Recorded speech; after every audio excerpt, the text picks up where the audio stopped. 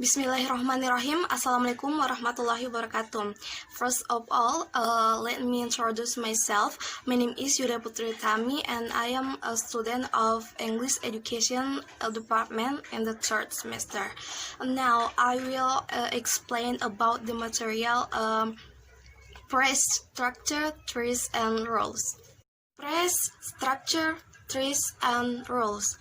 Diagram pohon atau press structure tree adalah sebuah teknik untuk menunjukkan atau memberikan gambaran tentang press dalam sebuah kalimat. Sama seperti sebelumnya, structure trees ini tidak jauh berbeda dengan structure trees yang telah kita pelajari pada materi morfologi yang lalu. Jika structure trees morfologi condong lebih mengarah ke bawah, maka structure trees ini lebih condong ke samping atau melebar. Tetapi terkadang juga ke bawah. Selain itu, komponen dari structure trees press ini berbeda dengan morfologi. Berikut komponen of press structure trees. Yang pertama adalah S, di mana S ini sebagai sentence, verb, VP sebagai verb phrase, NP sebagai noun phrase, GET sebagai determiner, N sebagai noun, F sebagai verb, P adalah preposition phrase, and P adalah prepositions.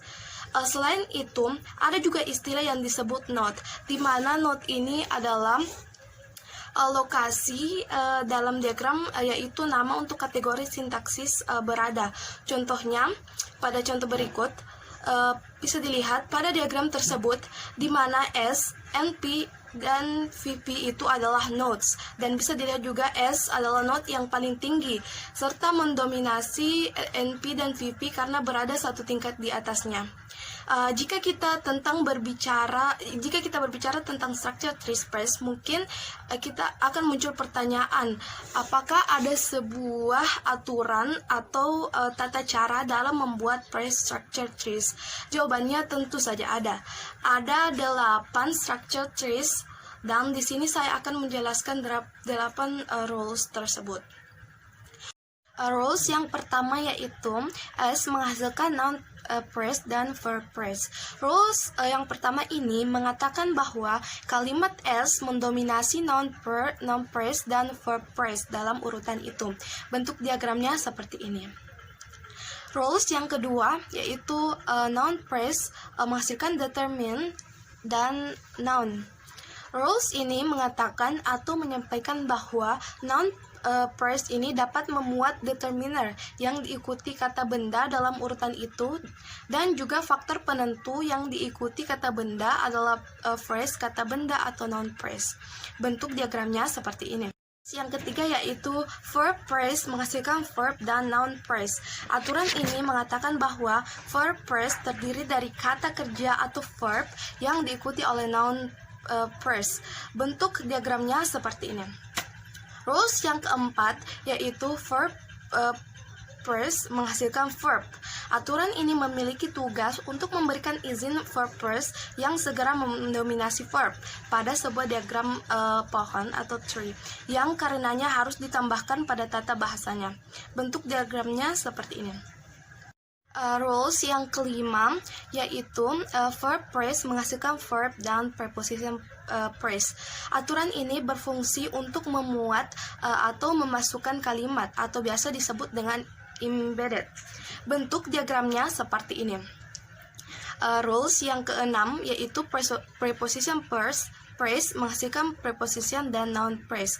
Aturan ini kurang lebih sama seperti rules 5, di mana terjadi proses embedded dan juga terdapat complementizer atau C. C atau complementizer ini sejenis function kategori seperti auxiliary dan lain-lain. Berikut contoh complementation dalam sebuah kalimat. Aturan ketujuh yaitu verb phrase menghasilkan complementations dan verb phrase. Aturan kedelapan complementations phrase menghasilkan complementations dan S. Kedua aturan ini digunakan untuk mengatur aturan struktur agar memungkinkan complementation sentence itu terjadi. Jadi dari 8 aturan tersebut mereka itu saling berkaitan. Berikut contoh tree phrase dengan menggunakan rules 1-4. Misalnya kita mengambil contoh pada kalimat the woman sing a song. Pada kalimat the woman sing a song terdapat dua jenis frasa yang terdiri dari dua kata, yaitu the woman dan a song. Jadi yang pertama kita akan menganalisis the woman dulu, di mana the ini adalah determine dan woman adalah noun, dan the woman adalah noun phrase. Yang kedua yaitu a song, di mana adalah determine dan song adalah noun. A song adalah noun phrase. Setelah itu sing adalah verb.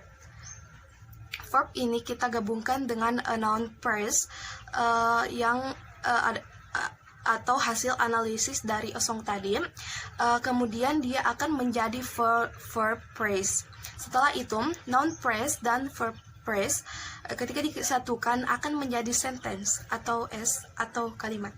Materi yang selanjutnya yaitu conventions for building structure. Munculnya konveksi sebagai cara untuk atau aturan phrase structure untuk membangun sebuah pohon atau tree. Aturan yang pertama yaitu kita buat diagram yang seperti ini.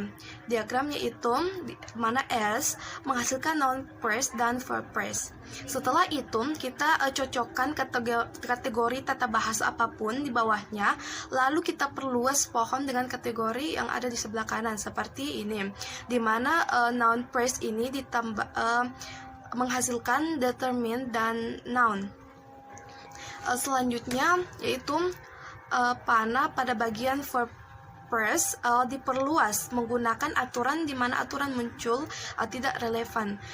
Selanjutnya ketika menggunakan aturan yang keempat akan menghasilkan contoh seperti ini, di mana S menghasilkan noun phrase dan verb phrase, dan noun phrase ini menghasilkan determine dan noun, sedangkan verb phrase di sini menghasilkan verb dan preposition phrase. Selanjutnya preposition phrase ini kemudian diperluas menjadi noun dan menjadi noun phrase dan determine. Selanjutnya di sini kami menggunakan aturan noun phrase selama 2 kali. Setelah itu kita menerapkan semua aturan yang dapat berlaku dan hasilnya seperti ini. Materi yang selanjutnya yaitu the infinity of language. Seperti namanya, infinity ini adalah kalimat yang tak terhingga atau tidak memiliki akhir. Dan biasanya kalimat infinity ini menggunakan atau memasukkan kata hubung seperti adjektif ataupun preposition. Sebenarnya untuk infinity ini kita tidak membutuhkan aturan-aturan, tetapi kita juga memerlukan sebagai pengetahuan untuk speakers. Dan untuk penjelasan lebih lanjutnya, mari kita lihat bagaimana revisi dari rules 5 yang sudah direvisi, yaitu rules 5 yaitu verb phrase menghasilkan verb phrase dan preposition phrase. Rules 5 ini adalah contoh aturan yang rekursif karena bersifat kritis untuk menghasilkan sebuah kalimat yang tak terhingga. Itulah mengapa rules 5 ini agak berbeda dengan sebelum direvisi. Contohnya seperti ini. Selanjutnya yaitu NP, di mana NP ini menghasilkan noun phrase dan preposition phrase. Aturan Phrase structure ini menentukan struktur bahasa yang diizinkan dan dengan demikian membuat prediksi tentang struktur yang mungkin belum kita pertimbangkan saat merumuskan setiap aturan secara individual. Rules ini jika kita lihat contohnya terlihat sangat kompleks dan sangat tak terhingga karena kalimat-kalimat tersebut dimasukkan ke dalam kalimat yang lebih besar.